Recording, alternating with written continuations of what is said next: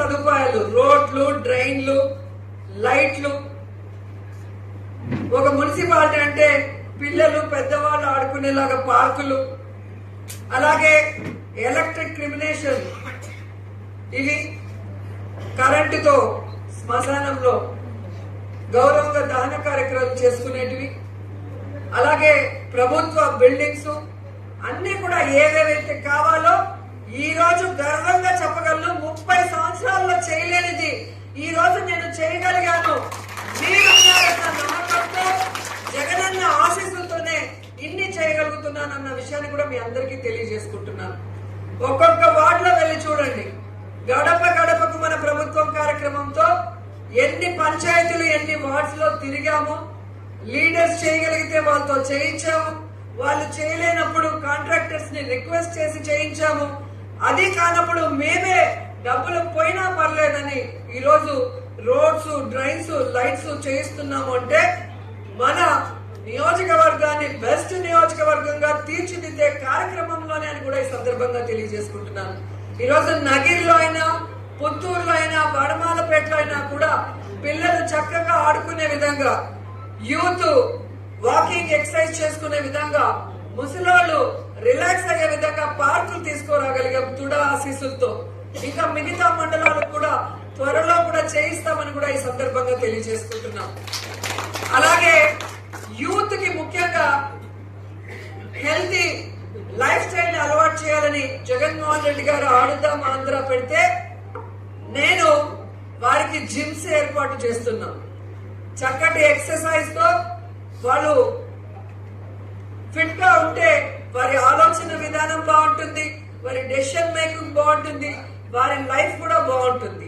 Health బాగాలేకపోతే ఎంత సంపాదించినా వేస్ట్. కాబట్టి ఈ రోజు నిండ్రలో గాని, విజయపురంలో గాని, అలాగే నగిరిలో ఏ విధంగా జిమ్స్ ని కట్టించి, అలాగే మన బ్యాడ్మింటన్ కోర్ట్ ని రెనోవేట్ చేసి, అలాగే వాలీబాల్ గాని లేదంటే కబడ్డీ గాని అన్ని కూడా చేయిస్తున్నాం.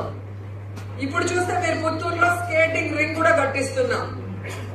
మన ఏపీలోనే లేదు అంత పెద్ద స్కేటింగ్ రింగ్ కట్టించి అక్కడ నేషనల్స్ ఆడించాలి అన్న ఒక ధ్యేయంతో వర్క్ చేస్తున్నాం. ఇవి నేను చేయకపోయినా ఎవరైనా అడుగుతారా, నన్ను ఎవరైనా పడతారా? ఎందుకు చేస్తున్నాం? మన నగిరి అనేది బెస్ట్ గా ఉండాలి. ఇప్పుడు ఎలాగైతే దేశంలో ఆంధ్రప్రదేశ్ అంటే ఒక బెస్ట్ స్టేట్ గా జగనన్న తీర్చిదిద్దాడో, ఏపీ స్టేట్ లో నగిరి అంటేనే అందరూ గుర్తుంచుకునే విధంగా ఉండాలి. ప్రతి జిల్లాలో ఇక్కడికి రావాలి. అది స్పోర్ట్స్ పరంగానో, లేదా టూరిజం పరంగానో, లేదా ఇంకో రకంగానో మన కాన్స్టిట్యున్సీకి రావాలి. మన అతిథి మర్యాదలు తీసుకోవాలి, మన గురించి తెలుసుకోవాలన్న విషయంతోనే ఇవన్నీ కూడా చేస్తున్నాం. అలాగే మీరు చూస్తే చెప్పుకుంటూ పోతే పెద్ద లిస్ట్ ఉంటుంది, నాకే గుర్తు రాదు, అన్ని చేసుకుంటూ వచ్చేసాం. సో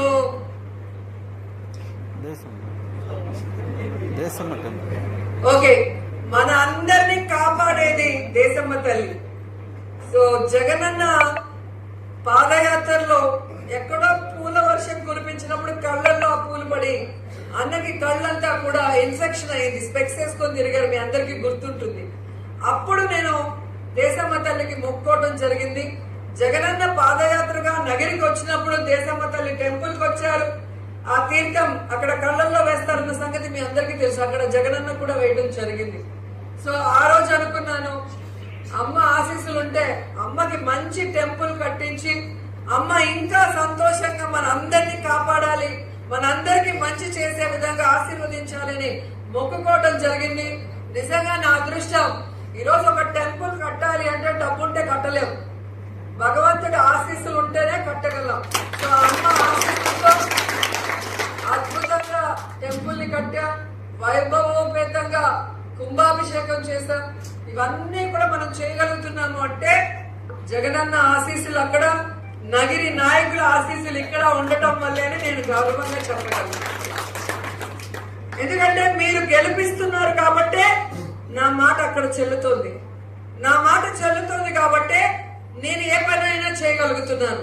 ఆ విషయాన్ని మీరు అందరూ కూడా గుర్తుపెట్టుకోవాలి.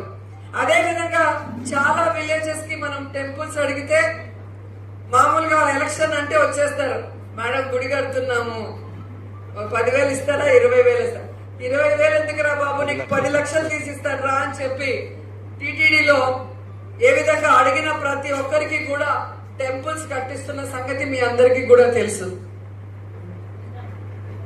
అలాగే మన నిండ్రలో నేను ఎప్పుడో అపోజిషన్ ఎమ్మెల్యేగా ఉన్నప్పుడు సర్పంచ్ రేవంత్